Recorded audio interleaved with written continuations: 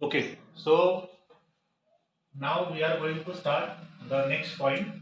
In last period जैसे मैंने एक वीडियो बनाया था लास्ट टाइम पे, वहां पे हमने क्या बनाया था, उसमें मिरर फार्मूलाज लिए थे और मिरर फार्मूला के ऊपर कुछ एग्जांपल्स लिए थे। अभी हमें नया टॉपिक स्टार्ट करना है। नया टॉपिक स्टार्ट करना है, ध्यान में रखिएगा। नया टॉपिक है हमारा रिफ्रैक्शन। क्या है? रिफ्रैक्शन। तो let me start here. Refraction. Refraction. Okay. What is meant by refraction? Let me see here. Suppose I am having, this is the glass slab or any transparent medium. ठीक है? The thickness of glass slab is T suppose. When the light will be enter or fall on this glass slab, suppose this is the normal at this point, then what happens? The light get bent.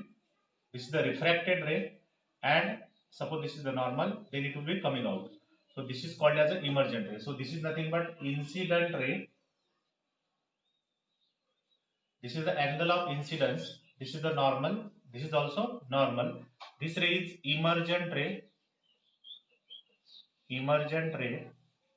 Okay. This is the angle of refraction. This is the angle of refraction. This is refracted ray. So this is medium 1 and this is medium 2. Okay. अब एक या दो बच्चे speaker open करके मुझे reply देना है, बाकी सबने रिप्लाई नहीं देना है। ठीक है, देखो समझ में आया? When the light is fall on any transparent medium then light will be pass through that medium. अब होता क्या है यहाँ पे, आप देखिए एक्चुअली लाइट इस डायरेक्शन में आ रहा था, लेकिन वो क्या हुआ, थोड़ा बेंड हुआ when it is pass through the other medium. तो that particular phenomena is called as a refraction of light. So how we can define the refraction of light? When the light will be passed from one medium to another medium, then bending of light takes place. That phenomena is called as a refraction of light. सुनाई दिया सबको?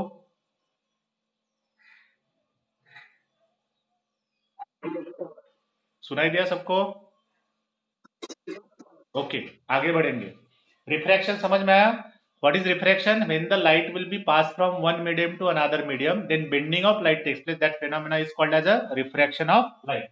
मैं यहाँ पे definition लिख रहा हूँ refraction की। रिफ्रैक्शन क्या होगा? When the light pass through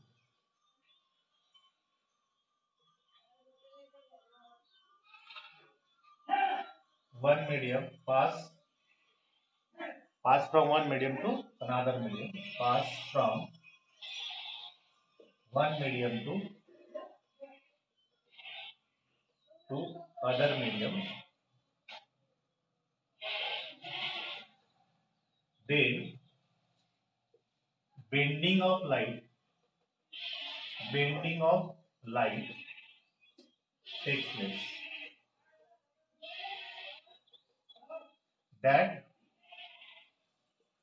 That phenomena is called as refraction of light.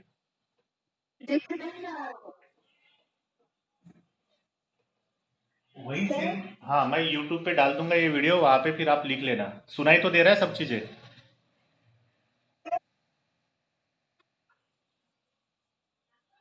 अभी कुछ नहीं बोलना है, मैंने बराबर रखा हुआ है, वो सेटिंग नहीं चेंज हो सकता, पूरा ब्लैक बोर्ड दिख रहा है मुझे स्क्रीन पे।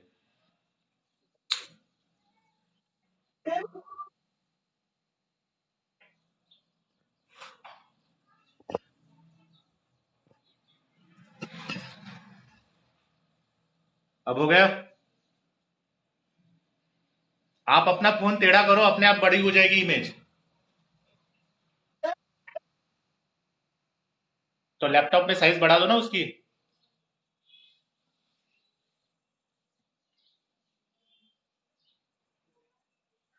मेरे स्क्रीन पे जो दिख रहा है वही आपके स्क्रीन पे दिख रहा है, मेरे इसमें क्लियर दिख रहा है मोबाइल की स्क्रीन पे। अब मेरी सेटिंग मैं नहीं हिला सकता क्योंकि मोबाइल पे हो रहा है वो recording.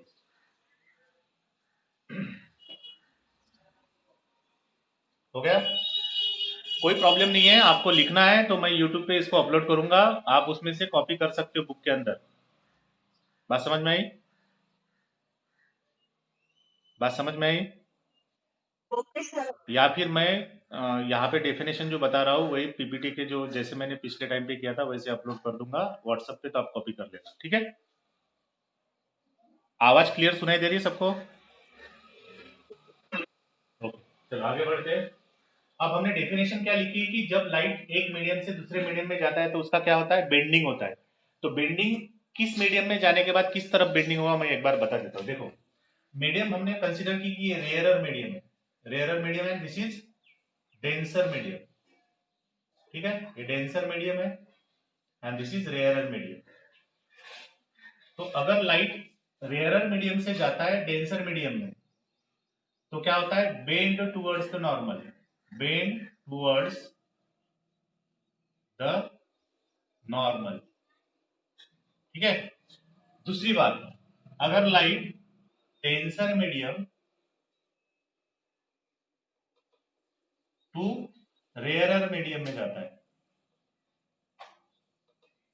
and the light will be goes from denser medium to rarer medium, it will be bend away from the normal। देखो यहाँ पे बेंडिंग दूर हुआ, यहाँ पे बेंडिंग नजदीक हुआ, ये नॉर्मल है हमारा, ठीक है, ये भी नॉर्मल है। तो bend away from the normal, ठीक है, दोनों चीजें आपको याद रखनी है। when the light will be pass from rarer medium to denser medium then bend towards the normal, when the light will pass from rarer denser medium to rarer medium then bend away from the normal, rarer to denser towards the normal, denser to rarer away from the normal। okay, now let me see here the laws of refraction, laws of refraction। so here let me see here the laws of refraction। now what is the law of refraction? तो जैसे मैं लेता हूं यहाँ पे, suppose this is rarer medium, rarer medium and this is suppose denser medium। अब जैसे मैंने लाइट यहाँ पे आपको बोला था कि when the light is passed from rarer medium to denser medium then what happens, light bend towards the normal, इस तरह से लाइट बेंड होगा, मान ले, ठीक है। ये इंसिडेंट रे होगा, इंसिडेंट रे। बीच बीच में एक आधा स्पीकर ऑन करके यस और नो बोलते जाइए, मुझे भी अच्छा लगेगा थोड़ा। रिफ्रैक्टेड रे,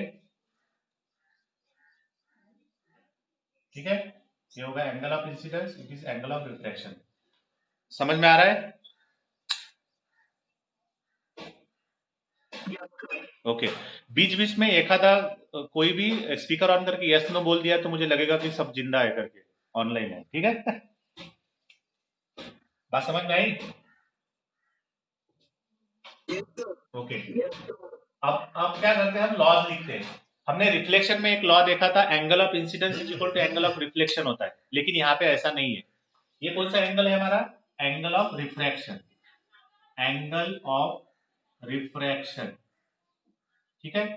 और ये क्या है हमारा, angle of incidence, angle of incidence.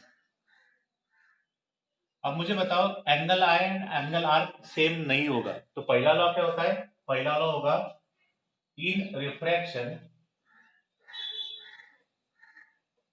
Angle of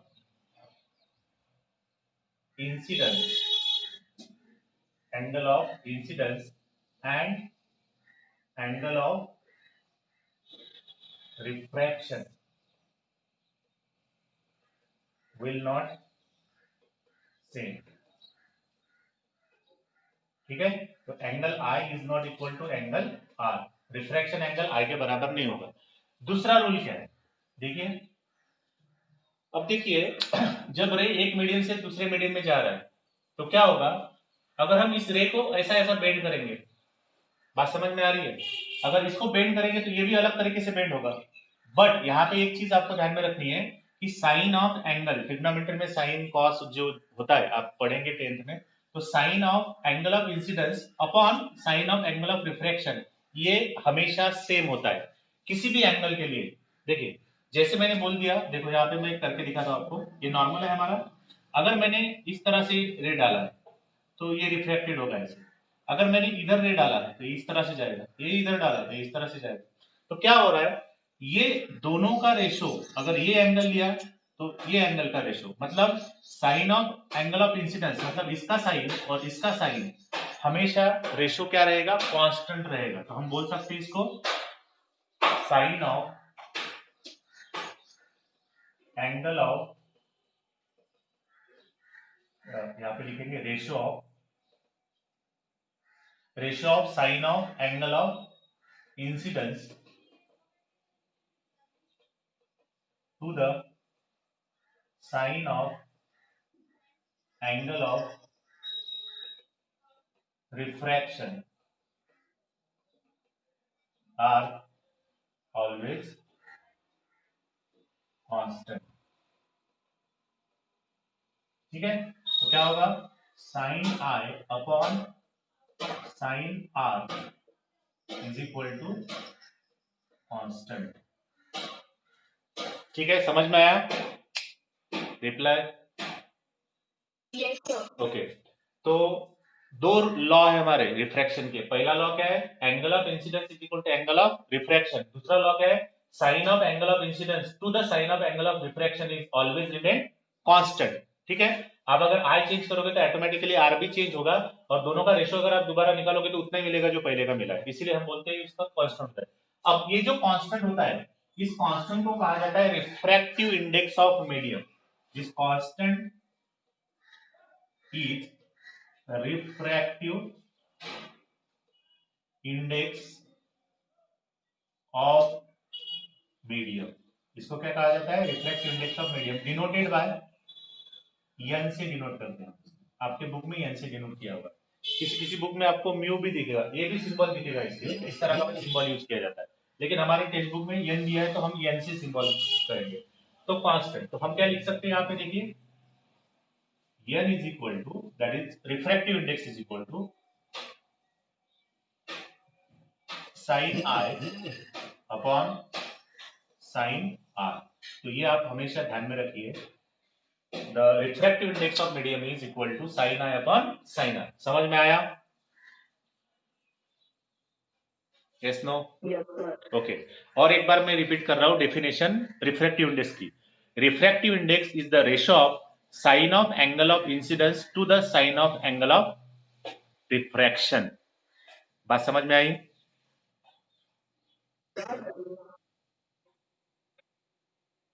एक मिनट,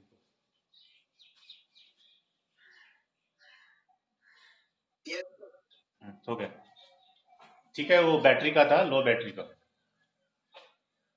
क्लियर है? मैंने जो बोला वो क्लियर हो गया सबको? ओके।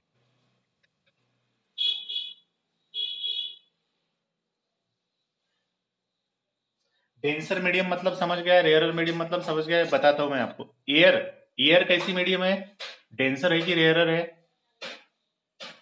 एयर, एयर जो है वो रेयरर है कि डेंसर है? हाँ करेक्ट, वेरी गुड। तो उसमें से इजीली लाइट पास ट्रांसमिट हो सकता है। अगर मैंने ग्लास लिया तो एयर के कंपैरिजन में ग्लास कैसी होगी, डेंसर। गुड, तो गुड, वाटर भी क्या होगी, डेंसर मीडियम होगी विथ रिस्पेक्ट टू एयर, बराबर है? ओके, तो आपको समझ में आया रेयरर मीडियम किसको कहेंगे और डेंसर मीडियम किसको कहेंगे? हाँ, जिस मीडियम से ज्यादा लाइट ट्रांसमिट हो सकता है उसको रेयरर बोलेंगे, और जिस मीडियम से लाइट कम ट्रांसमिट होगा उसको हम डेंसर मीडियम बोलेंगे, ऑप्टिकल डेंसर। ठीक है, समझ में आ गया?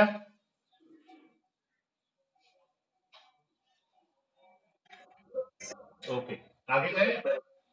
अब हम रिफ्रैक्टिव इंडेक्स की सेकंड डेफिनेशन देखते हैं, स्पीड रेशो में। किसमें होता है, स्पीड रेशो में। मैं एक पॉइंट लिख के दे रहा हूं रिफ्रैक्शन के बारे में, आप अच्छी तरह से याद रखना, इसके ऊपर क्वेश्चन पूछते हैं बोर्ड में। पहला point, when light pass from one medium to other, then speed of light get change पहला। दूसरा, wavelength of light get change. पहला पॉइंट ध्यान में रखना है, when the light will be passed from one medium to another medium, then speed of light and wavelength of light get change। दो चीजें change होती है। अब क्या चेंज नहीं होता है? दूसरा पॉइंट है, when light pass from one to other medium,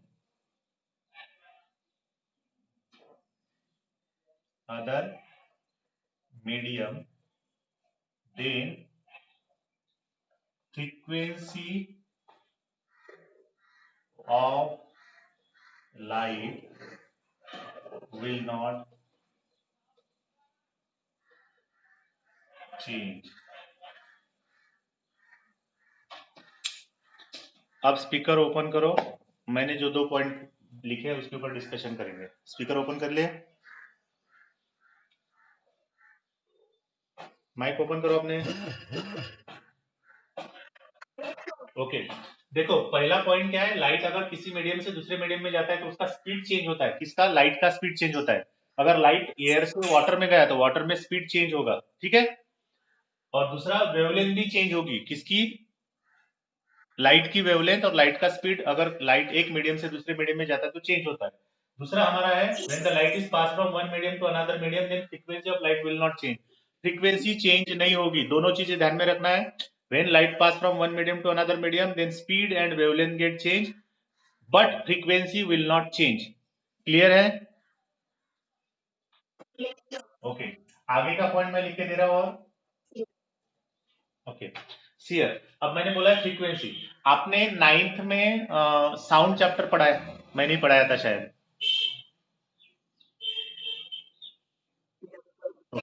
okay, उसमें आपको साउंड के स्पीड का एक कोई इक्वेशन याद है? स्पीड वाला इक्वेशन, साउंड स्पीड वाला।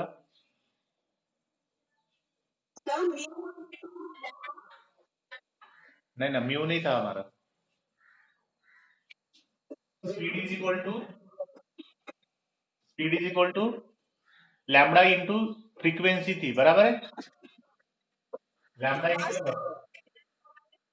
हाँ बराबर है, फॉर्मूला दिख रहा है अभी। हाँ, तो फ्रीक्वेंसी इज इक्वल टू 1/टाइम, लेकिन हमारे यहाँ पे टाइम का कोई रिलेशन नहीं है, इसलिए मैं फ्रीक्वेंसी के फॉर्म में लिख रहा हूँ।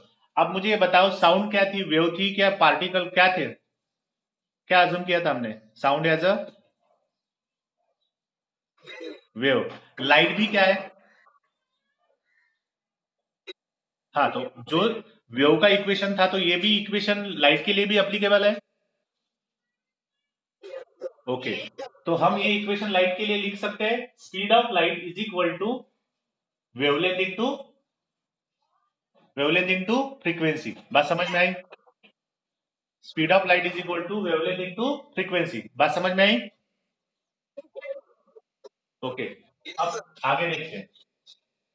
चलो, अब ये चीज क्लियर हो गई कि speed of light is equal to wavelength into frequency. Wavelength कितनी रहेगी? Light of wavelength of light into frequency of light. अब मुझे बताओ, ये चेंज नहीं होगी। अब स्पीकर बंद कर लो। यह चेंज नहीं होगा। क्या चेंज होगा? Only lambda and we get change. तो speed of light get change and wavelength of light get change when light will be pass from one medium to another medium, but frequency never change. ये ध्यान में रखिएगा। अब आगे थोड़ा बढ़ते हैं हम, कि ये हमारे दोनों पॉइंट हो गए। अब थोड़ा सा आगे जाते हैं। अब मैं मान लेता हूं कि देखिए, जब लाइट एक मीडियम से आया, मैं मीडियम वन पकड़ लेता हूं इसको, मीडियम वन, तो इसमें स्पीड था v1। कितना स्पीड था? v1। अब दूसरे मीडियम में आया, तो मैंने जैसे बोला है कि स्पीड चेंज होगा, तो इधर स्पीड कितना हुआ? 2। मैं इसको मान लेता हूं मीडियम 2, ठीक है। तो in first medium the speed is v1, in second medium speed is v2। तो ये हो गया। अब इसका refractive index in terms of speed कैसे लिखेंगे? तो ये फर्स्ट मीडियम है, सेकंड मीडियम है, तो यहाँ पे कैसे लिखेंगे? विथ रिस्पेक्ट टू के फॉर्म में लिखेंगे। The refractive index, refractive index of second medium, second medium with respect to first medium, second medium with respect to first medium is the ratio of speed of light in first medium to the second medium. मैं एक बार और पढ़ रहा हूं, एक बार replay दे देना आपको। एक बार और पढ़ रहा हूं, कोई स्पीकर ऑन करो, एक दो लोग।